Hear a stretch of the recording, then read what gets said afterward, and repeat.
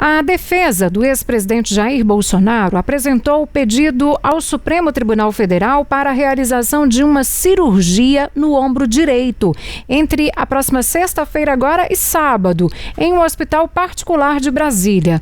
Caso essa solicitação seja acatada, seja aceita ali pelo Supremo, Bolsonaro, que está em prisão domiciliar, deve, portanto, passar pelo procedimento ainda sem estimativa de quanto tempo deve ficar hospitalizado.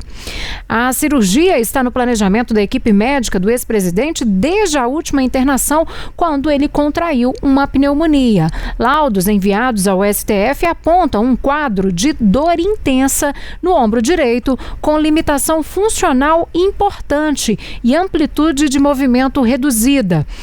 Outro laudo, enviado na sexta-feira passada, descreve um número menor de queixas também de cansaço do ex-presidente, com maior disposição física para a realização das atividades diárias.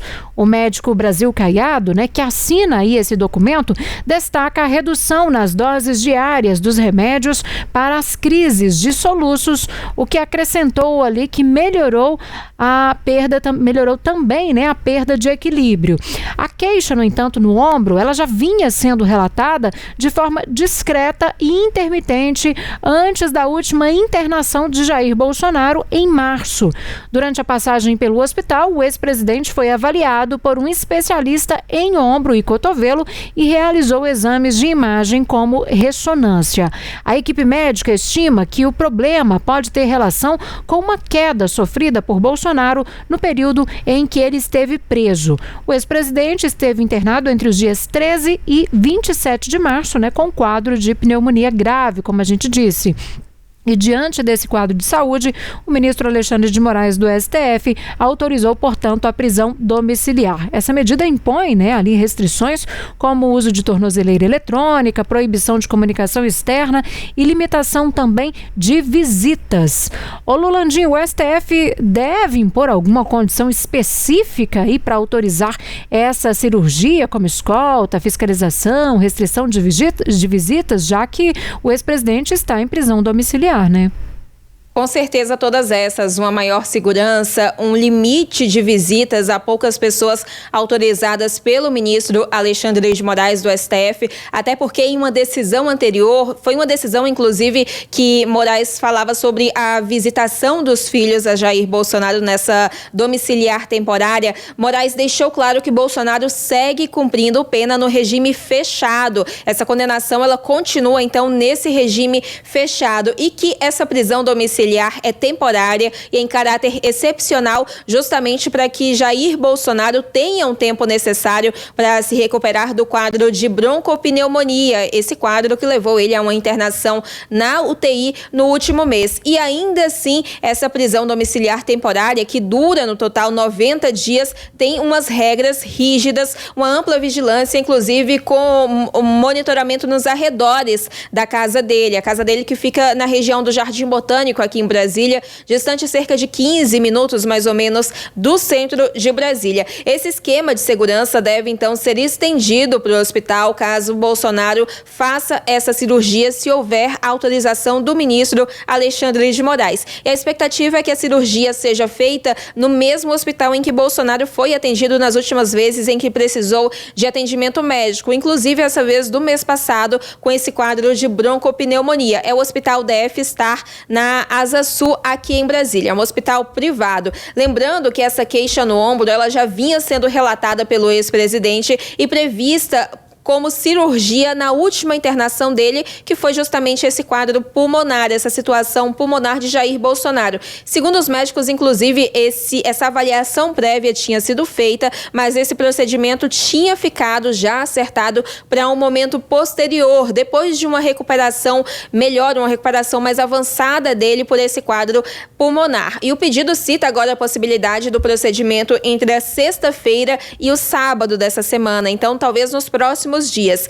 A informação médica é que Bolsonaro, para fazer essa cirurgia no ombro, ele sentiu alguns sintomas, algumas necessidades ali, como, por exemplo, uma dor intensa no ombro associada à limitação funcional importante com amplitude de movimento reduzida e, especialmente ali em alguns movimentos, ele cita ali até em um movimento de 90 graus e também a dificuldade de realização de movimentos de flexão e abdução do ombro, do membro superior desse lado que precisa realmente desse procedimento. Mas lembrando, esse pedido foi feito, então, pela defesa do ex-presidente ao ministro Alexandre de Moraes do STF, que ainda deve se manifestar sobre esse procedimento e sobre quais regras vão ser adotadas, tanto no deslocamento de Bolsonaro da casa onde ele cumpre essa domiciliar temporária até o hospital, durante a permanência dele também na unidade hospitalar e no retorno para casa, onde deve se recuperar dessa cirurgia no ombro. Então, Síria.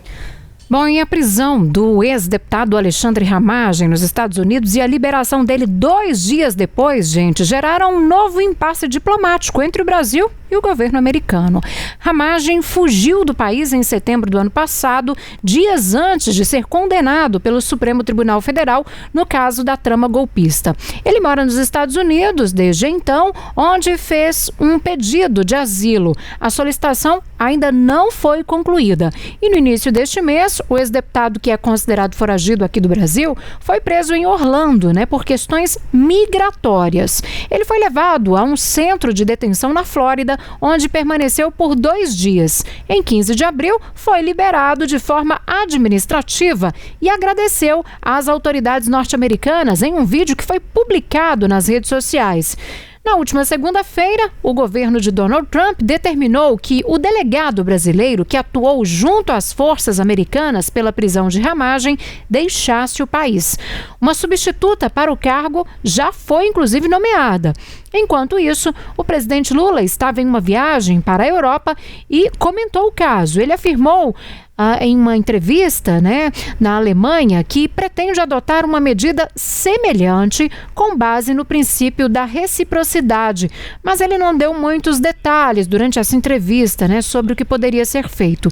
E em retaliação à expulsão do oficial de ligação envolvido nessa prisão do ex-deputado Alexandre Ramagem, a Polícia Federal retirou hoje as credenciais de um policial norte-americano fixado aqui no Brasil. O agente, que não teve o nome revelado, vai deixar de ter acesso a bases de dados disponibilizadas pela Polícia Federal para a cooperação. O diretor-geral da Polícia Federal, o Andrei Rodrigues, atribuiu essa medida ao princípio da reciprocidade, que, de acordo com ele, também rege a cooperação entre agências internacionais. Mas, afinal de contas, quem que é esse delegado que foi expulso dos Estados Unidos? Vamos saber aqui um pouco da trajetória dele. Marcelo Ivo de Carvalho, ele atuava como oficial de ligação da Polícia Federal em Miami desde 2023. Foi expulso dos Estados Unidos sob alegações graves por parte das autoridades locais. Segundo os órgãos americanos, ele teria tentado contornar pedidos formais de extradição e também manipular o sistema de imigração para estender perseguições políticas ao território americano. E antes de assumir essa missão internacional, Marcelo ocupou postos estratégicos de comando. Ele foi superintendente da Polícia Federal na Paraíba entre fevereiro de 2022 e janeiro de 2023.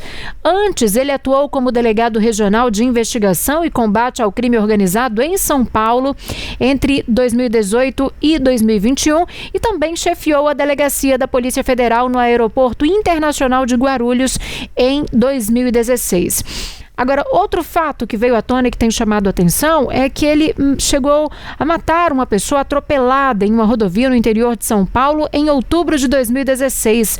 As informações são de que ele dirigia um carro pela rodovia Raposo Tavares, na região de Sorocaba, quando bateu na traseira de uma moto que era conduzida pelo vigilante Francisco Lopes da Silva, de 38 anos, que morreu depois do acidente. O bafômetro atestou que o delegado estava embriagado e foi denunciado por homicídio culposo na direção de veículo, com a qualificadora por dirigir sob influência de álcool. Quase um ano depois, em setembro de 2020, Marcelo Ivo foi absolvido pela Justiça Paulista após ressarcir a família da vítima por danos materiais e também morais.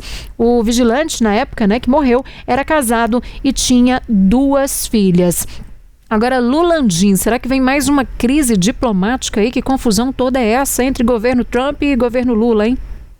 E agora à noite, inclusive, o Itamaraty, que faz parte ali, na verdade, cedia até o Ministério de Relações Exteriores, divulgou uma nota sobre essa situação diplomática envolvendo esses servidores, na verdade, o da PF, da Polícia Federal, que estava nos Estados Unidos, também o representante do governo norte-americano aqui no Brasil. O Ministério das Relações Exteriores diz nessa nota que, diante da confirmação da informação de que o oficial de ligação da Polícia Federal Brasileira, junto ao Serviço de Imigração e Alfândega, o ICE, em Miami, foi comunicado verbalmente pelo governo dos Estados Unidos sobre a interrupção imediata do exercício de suas funções oficiais em território norte-americano. Um representante da Embaixada dos Estados Unidos foi convocada ao Ministério de Relações Exteriores no final da tarde de ontem, terça-feira, e que o agente brasileiro atuava com base em memorando de entendimento firmado entre os 2 governos sobre a facilitação